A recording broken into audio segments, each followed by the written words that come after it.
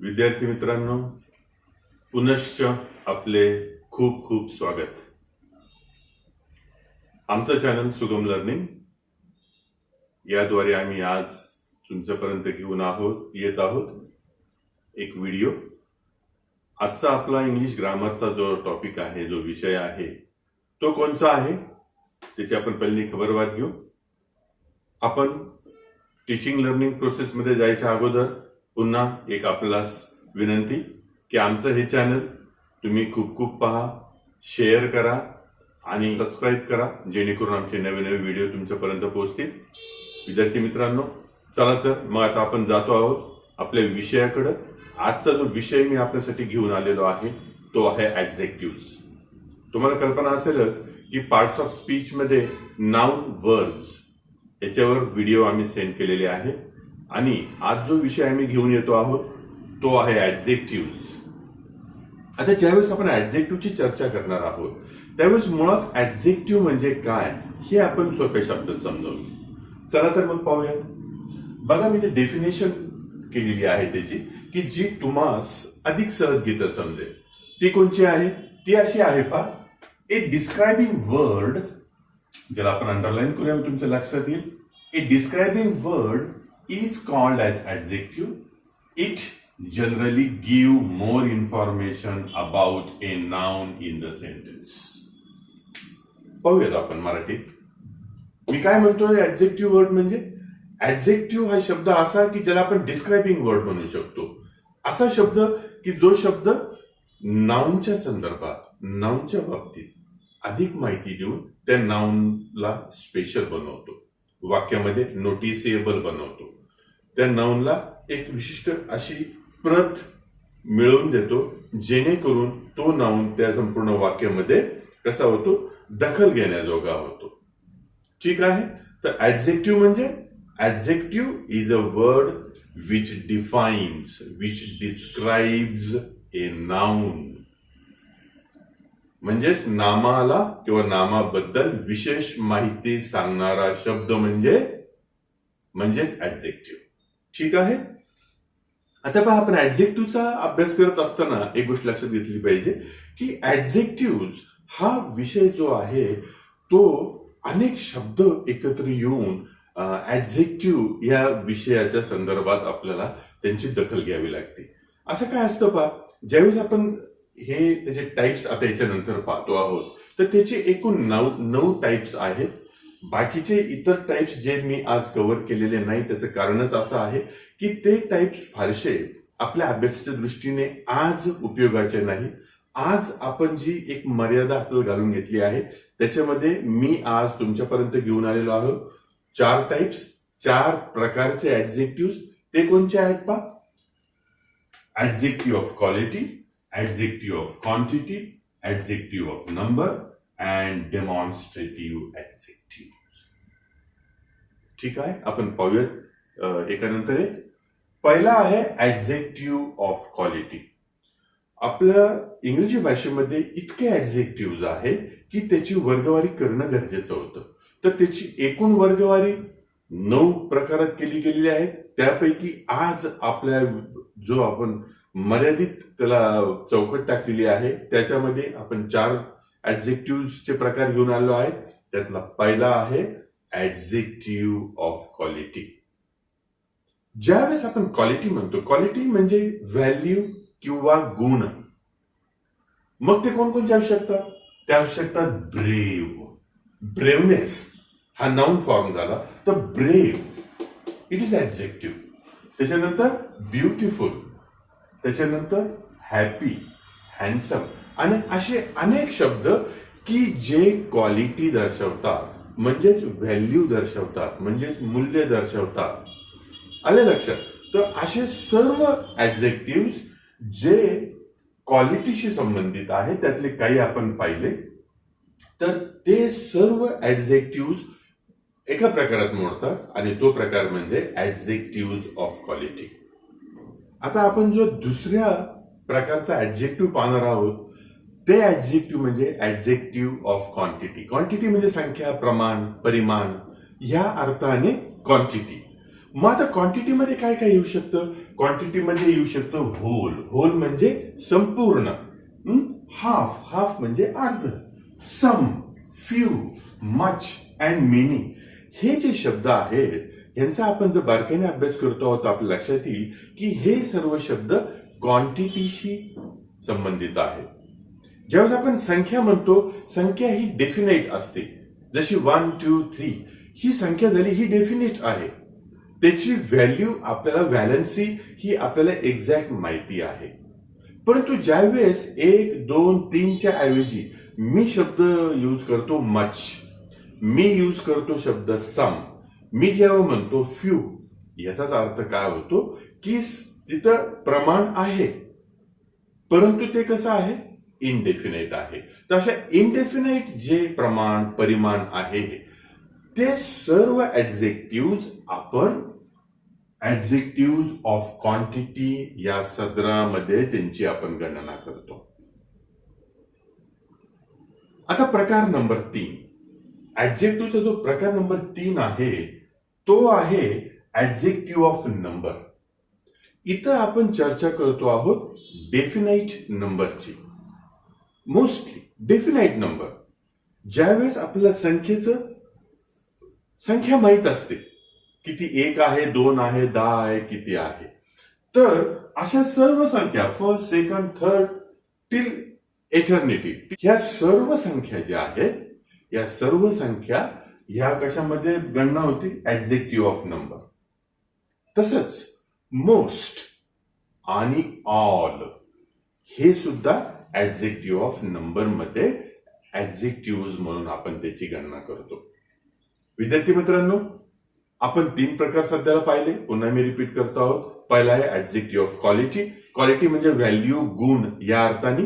त्याच्यामध्ये brave, happiness, brave, happy, beautiful, handsome, black, red, hot, cool हे सर्व ज्या गोष्टी आहेत ह्या क्वालिटीमध्ये मोडतात. दुसरा आपण प्रकार पाहिला ऍडजेक्टिव्हचा, adjective of quantity.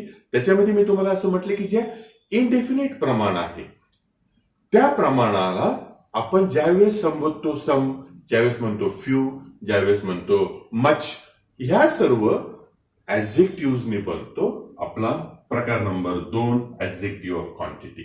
Adjective of number याच्यामध्ये 1 ते एंटिटी पर्यंतच्या सर्व संख्या ह्या याच्यामध्ये येतात ऍडजेक्टिव्ह ऑफ नंबर मध्ये.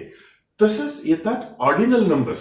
याच्यामध्ये तुम्ही पाहिले असते की first rank, second rank, the last rank, first, second, third, 100, 1000 ह्या संख्यांना आपण ऑर्डिनल नंबर्स म्हणतो. हे ऑर्डिनल नंबर सुद्धा ऍडजेक्टिव्ह ऑफ नंबर या प्रकारामध्ये मोडतात. चौथा आपण प्रकार पाहतो आहोत. चौथा आहे डेमॉन्स्ट्रेटिव्ह ऍडजेक्टिव्ह. ज्यावेळेस आपण डेमॉन्स्ट्रेटिव्ह ऍडजेक्टिव्हची चर्चा करतो आहोत विद्यार्थी मित्रांनो, त्यावेळेस आपण काय पाहतो आहोत की अशा ऍडजेक्टिव्ह जे डेमॉन्स्ट्रेट करतात. To demonstrate means to perform, means to show, to act. Understood? For example, if I select each, मी असं केलं की इच हा ऍडजेक्टिव्ह आपल्यासाठी निवडला आहे. मी असं म्हणतो की each student is expected to submit the homework tomorrow. Each. मी असं म्हणतो every student must stand straight. ठीक आहे. मी असं म्हणतो either of you will go and get some water for me. तर इच, एव्हरी, आयदर, नायदर हे जे 4 ऍडजेक्टिव्ह आहेत विद्यार्थी मित्रांनो, यांना आपण म्हणतो डेमॉन्स्ट्रेटिव्ह ऍडजेक्टिव्ह. हे आज आपण 4च प्रकार पाहिले. एकूण 9 प्रकार आहेत. बाकीचे प्रकार योग्य वेळेस आपल्यापर्यंत आम्ही आणणारच आहोत. तर हे 4 प्रकार आणि ऍडजेक्टिव्ह म्हणजे काय, ऍडजेक्टिव्ह म्हणजे डिस्क्रायबिंग वर्ड हे पाहिलं. आता आपण थोड्याशा अधिक इंटरेस्टिंग पार्ट कडे जातो आहोत. तो आपण एकदा पाहूयात. पहा, बऱ्याचशा वेळेस आपण जेव्हा इंग्रजी भाषेमध्ये शब्दांचं बारकाईने आपण त्याचं अवलोकन करतो त्यावेळेस लक्षात येतं की बराच वेळेस नाउन फॉर्म, वर्ब फॉर्म याच्यामध्ये मॉडिफिकेशन करून ऍडजेक्टिव्ह फॉर्म आपल्याला मिळतो.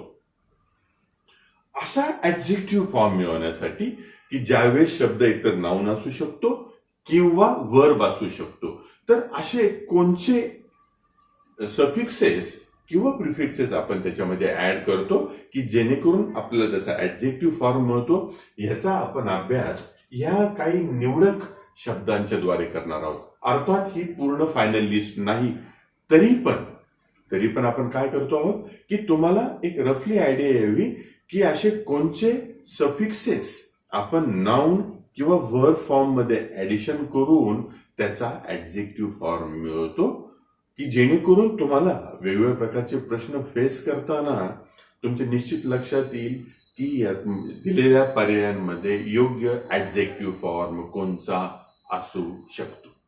तर चला वळूयात आपण. एक छोटीशी लिस्ट आहे, त्याचा आपण एक अभ्यास करूयात. पहा, शब्द पहिला आहे आर्ट. आता आर्ट हा नाउन या प्रकारात मोडतो. ज्यावेळेस आपण त्याचा ऍडजेक्टिव्ह फॉर्म बनवायचा तेव्हा पहा शब्द काय बनतोय, आर्टिस्टिक. तर मी अंडरलाईन केलेला आहे INC. ज्यावेळेस आपण IC हा ऍडिशन टाकला त्यावेळेस आपला शब्द मिळाला आर्टिस्टिक. आणि आर्टिस्टिक हा आर्टचा ऍडवर्ब फॉर्म आहे. आता असेच काही इंटरेस्टिंग शब्द पाहूयात. दुसरा शब्द आहे ऍक्ट. ऍक्टचा ऍडजेक्टिव्ह फॉर्म होतोय ऍक्टिव्ह. आता ह्याचं जर आपण अगदी बारकाईने अवलोकन केलं तर आपल्या लक्षात येईल की IVE हा ऍडिशन सफिक्स टाकून आपण त्याचा ऍडजेक्टिव्ह फॉर्म मिळवला आहे. तसंच पहा, ब्युटीसाठी आपण ऍड केलं आहे FUL. ब्युटीचं बनलं ब्युटिफुल. बुक, एखादा मुलगा फार स्टुडियस आहे तर even we can say to him he is a bookish fellow. बरोबर आहे की नाही? तर त्याचा ऍडजेक्टिव्ह फॉर्म भरताना बुकला आपण काय ऍड केलं, ISH. ओके, आणि आपला शब्द मिळाला बुकिश. पुढचा शब्द आहे कॉशन. Caution means care.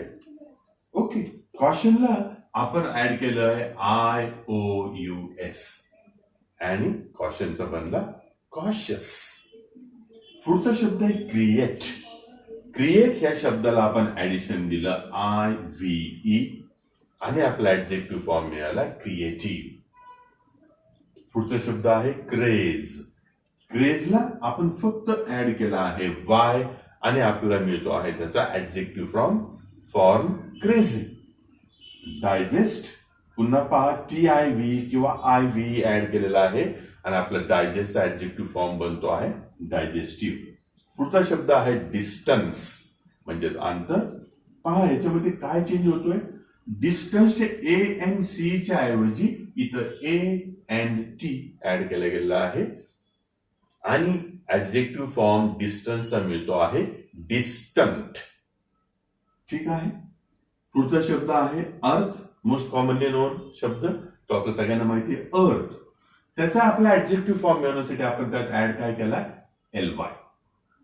पुढचा शब्द आहे एनव्ही. एनव्ही म्हणजे जिलस. ओके, एनव्हीच्या ऍडजेक्टिव्ह फॉर्म साठी आपण ऍड केलंय IOUS. ठीक आहे, आणि शब्द आपल्याला मिळाला एनव्हियस.